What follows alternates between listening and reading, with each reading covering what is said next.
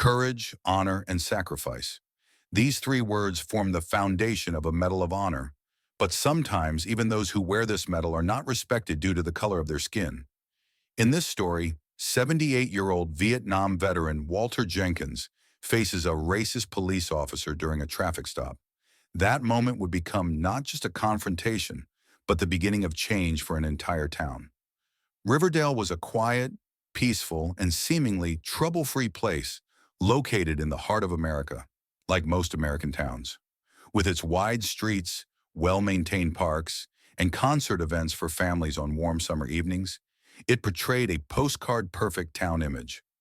But beneath this perfect image of Riverdale, like every town, it had its own dark secrets. For Walter Jenkins, Riverdale had always evoked mixed feelings. He was born here in 1940 and grew up here. He had lived with the bitter reality of discrimination in this town until he was 18, then joined the Army and went to Vietnam. And when he returned from that terrible war as a hero, Riverdale hadn't embraced him, just silently accepted him. On this warm July morning, Walter was dressed neatly and properly as always. With his navy blue suit, shiny shoes, and carefully styled white hair, he looked as elegant as ever. This was a habit he brought back from Vietnam, always looking his best.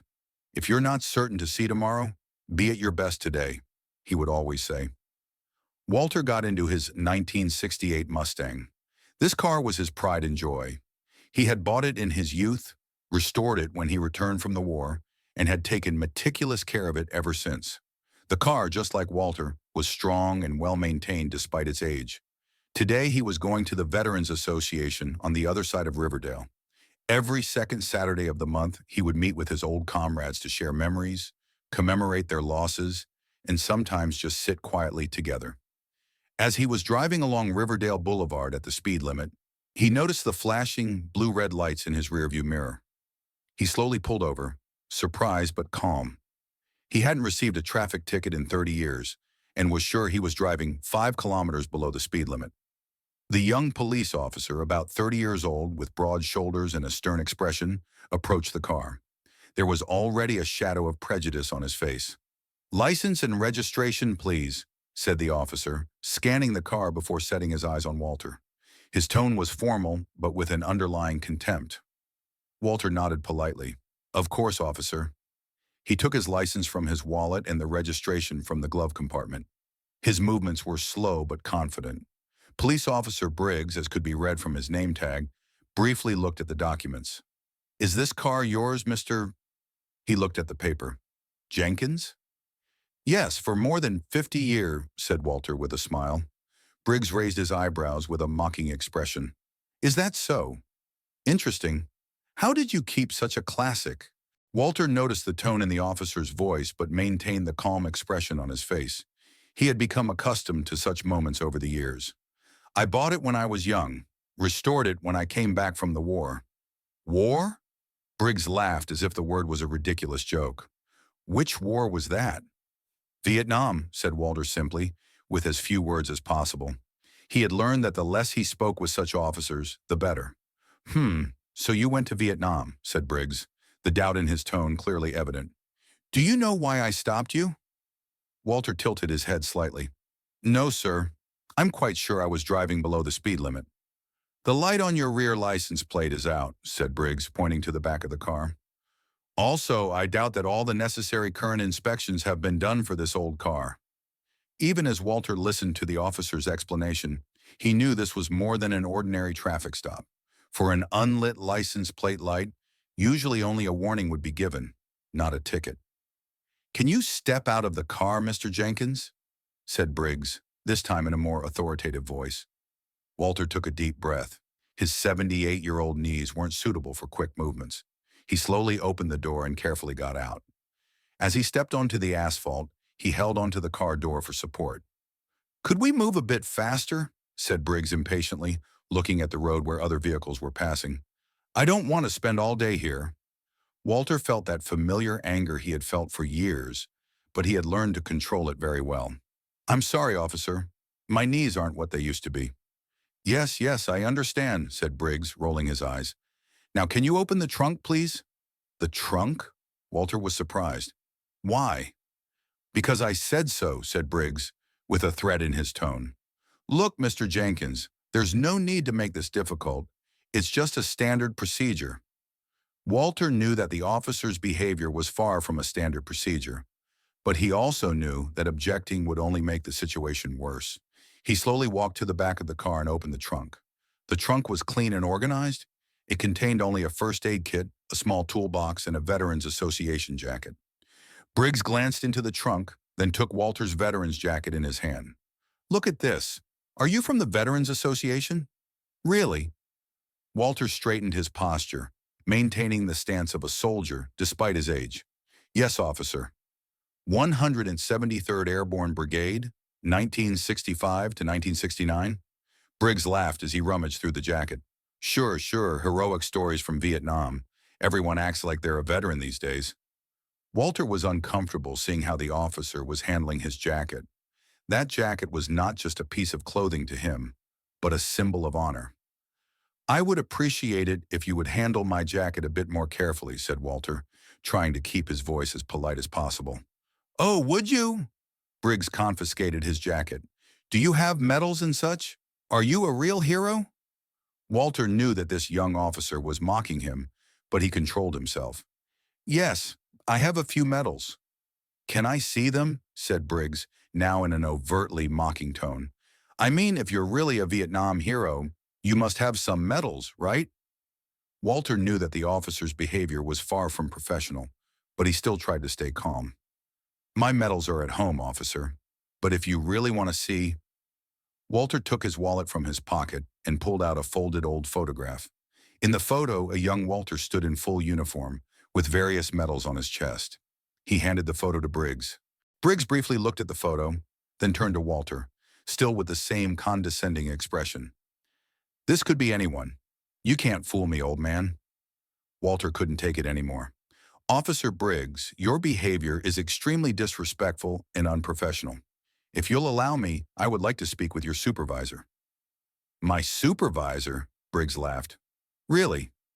Look, old man, today is my good day, so I'll let you off with just a warning for the unlit license plate light. But if you act so impertinent again, things won't be so easy." Walter decided that he would no longer bow to such treatment that he had been subjected to for much of his life. "No, officer, this is unacceptable. I want to see your identification." Briggs's face was now reddening. "Look, I'm trying to be nice to you. Either you leave now or I'll arrest you. Understand?" "For what?" said Walter in a calm but determined voice. "I know my rights, Officer Briggs, and I want your supervisor's name." Just then, another police car approached them. An older silver-haired police officer got out of the car and walked towards them. From his badge, it was clear that this officer was a captain. "What's the problem, Briggs?" said the captain, examining the situation. "Nothing, Captain Morgan," said Briggs quickly. "Just a simple traffic check. I'm about to finish." Captain Morgan looked at Walter and froze for a moment. Walter had recognized him too. Jim Morgan was someone who had grown up in Riverdale, a few years younger than Walter. "Walter? Walter Jenkins?" said Morgan with an incredulous expression. "Is it really you?" Walter smiled. "Yes, Jim. It's me." Captain Morgan quickly approached Walter and extended his hand. "Wow, how long has it been since I've seen you? 10 years? How are you?" Walter shook Jim's hand. "I'm fine, Jim. And you? You've become a captain. Congratulations." "Yes, I was promoted last year," said Morgan proudly. Then he turned to Briggs, his face now serious. "Officer Briggs, do you know this man?"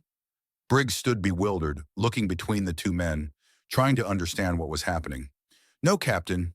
Just, there was an unlit license plate light."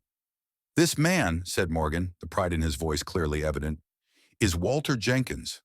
Not only one of Vietnam's greatest heroes, but also a Congressional Medal of Honor recipient, the highest military honor this country can bestow." Briggs's face paled, his eyes widened, and he took a step back. He seemed crushed under the weight of what the captain had said. "I didn't know, Captain." His voice was now small and defenseless. "Of course you didn't," said Morgan, with disappointment in his voice. "If you had known, you wouldn't have treated him like this, would you?" Briggs didn't answer, his eyes fixed on the ground. Morgan turned to Walter. Walter, I'm sorry. Officer Briggs is still new, but that's not an excuse. If you have any complaints, Walter shook his head. No, Jim, I don't want to complain. But perhaps the young officer could use some training to learn to treat all civilians with respect, not just Medal of Honor recipients. Morgan nodded in approval. Absolutely, Walter. I will personally attend to this matter. Briggs, now completely embarrassed, looked at Walter. I, I'm sorry, Mr. Jenkins. I didn't know. Walter looked at the man's face, trying to determine if the young officer was truly remorseful. That's the problem, Officer Briggs. You don't need to know who I am. You should treat every citizen with respect, whether they're a Medal of Honor recipient or not. Morgan gently took Walter's jacket and retrieved it from Briggs. As he straightened the jacket and handed it to Walter, he gave the young officer a stern look. Officer Briggs, return to the station and wait for me there. We'll talk about this incident later. Briggs bowed his head, saying, Yes, Captain, and quickly got into the police car and drove away. Morgan turned to Walter again. Walter, I apologize again. This behavior is far below our standards. Walter gently held Morgan's hand. Jim, don't apologize. It's not your fault. But perhaps this incident could be a learning opportunity for your department. Morgan thought for a moment. What do you mean? Perhaps, said Walter, you could organize an awareness program for all your officers about how to treat not just military veterans, but all civilians. A look of understanding appeared on Morgan's face. That's a great idea, Walter. In fact, perhaps you could also participate in this program and share your experiences. Walter smiled. With pleasure, Jim. Morgan shook Walter's hand. Well, so be it. I'll organize a program, and Officer Briggs will be the first student of that program. Before getting into the car, Walter turned to Morgan. Jim, one more thing. Yes, Walter? Don't be too hard on Officer Briggs. He's a young man and needs a chance to learn. I prefer that you teach him rather than punish him. Morgan looked into Walter's eyes, admiring the wisdom of the old man. Understood, Walter. I'll keep my word. A month later, all officers gathered in the training hall of the Riverdale Police Department. In the front row, Officer Briggs now sat with a serious and thoughtful expression. Walter Jenkins walked onto the stage with a strong but gentle posture in his suit. Hello, everyone, said Walter, looking at the officers in the hall. My name is Walter Jenkins. A month ago, I met Officer Briggs during a traffic stop. That encounter was not pleasant at first, but it eventually became the beginning of an important dialogue. Walter told about what he had experienced that day, but instead of personally blaming Briggs, he focused on systemic racism in society and the police force. He shared his life story, what it was like to grow up in Riverdale, face discrimination, fight in Vietnam, and not receive respect even when he returned as a hero. When I went to the White House to receive my medal, said Walter, his voice now a bit shaky, the president gave me the greatest honor of my country. But on the same day at a restaurant in Washington, D.C., they refused to serve me, even in my uniform. The hall was now completely silent, all eyes on Walter. The reason I'm telling this is not to blame you, he continued. Most of you don't even remember those days. But understand that this history, these experiences, are still real for many people who are still living. And together, we need to build a better future. At the end of the speech, Officer Briggs stood up and approached Walter. His eyes were tearful. Mr. Jenkins, he said, his voice trembling, I'm truly sorry for what I did to you. There's no excuse for my behavior, but I will never forget the lesson I learned from you. Walter looked at the young officer and smiled. We all make mistakes, Officer Briggs. What's important is to learn from these mistakes. That day, something changed in the Riverdale Police Department. A month-long training program was initiated, community relations were improved, and Walter Jenkins was appointed as an honorary advisor to the department. 2 years later, as Walter celebrated his 80th birthday, all members of the Riverdale Police Department gathered in front of his house. Captain Morgan stepped forward in front of the officers, with Officer Briggs, now promoted to sergeant, at his side. Walter, said Morgan, your courage and wisdom forced us to become better people, not just in Vietnam, but here, in your own hometown. You showed us that true heroism exists not only on the battlefield, but also in daily life. Briggs took a step forward and handed Walter a plaque. The plaque read, Walter Jenkins, an example of heroism and humanity. "This plaque," said Briggs, "will now hang in the lobby of our department, and we will tell Walter Jenkins's story to all new officers. Because true policing is not just about enforcing the law, but also about serving the community and respecting every individual." Walter's eyes watered as he accepted the plaque. The young officer who had once belittled and humiliated him was now a leader passing on his teachings to new generations. And Riverdale was now progressing towards being a real community, more than just the perfect town in postcards. Walter Jenkins's courage and wisdom had made a difference not just in the jungles of Vietnam, but also in the streets of his own hometown. This story shows us that real change can sometimes arise from the most unexpected encounters. And true heroism lies not just in medals, but in the small acts of courage we show every day, in the respect we have for others, and in our effort to create a better world. And so the truth came out and justice was served. The dignity of an old man became a source of light for an entire police department and reminded the community who their true heroes were.